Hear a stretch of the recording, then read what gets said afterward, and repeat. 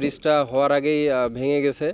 ভাঙা ছাড়াও বিভিন্ন জায়গায় ফাটল হয়েছে, সেই ফাটলগুলাও বন্ধের জন্য যাতে না দেখতে পারে এর জন্য মানে সিমেন্ট দিয়ে লেপে দেওয়ার ব্যবস্থা করেছে। আমাদের গ্রামের প্রাণকেন্দ্র, বুঝছেন, এই ব্রিজে সব কিছু আমাদের গ্রামে হাজার হাজার মন ধান এই ব্রিজ দিয়ে আসে।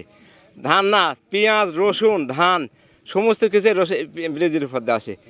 দেখেন আসার এই ব্রিজটা হওয়ার দেখে আমরা খুব আনন্দিত হয়েছিলাম, কিন্তু কাজ নাই, শেষ হতেই ভাঙি হয়ে গেল। সকালবেলা আমি হাঁটতে হাঁটতে এখানে এসে দেখার উদ্দেশ্যেই আসছিলাম, এসে দেখি যে ওই পাশে ব্রিজের পাখা একটা ফাটে গেছে। প্রথমে সবাই ভেবেছিল যে ব্রিজটা সঠিকভাবে কার্যক্রম পরিচালনা হতো, কিন্তু পরে দেখা গেল যে মানে ব্রিজ উদ্বোধন হওয়ার আগেই এক পাশে ভেঙে গেছে। যেটা ভাঙেছে আর কি, ওই ভুল করে মনে করেন যে বেকুর নিচে থেকে মাটি কাটার কারণে ওটা হয়ে গেছে আর কি। অ্যান্টি স্লিপারি টেকনোলজি ও সফট টেক্সচার টাইপ নরম ঘাসের স্পর্শ, সাপোর্ট গ্রাস ম্যাট, নান্দনিকতার ছোঁয়া।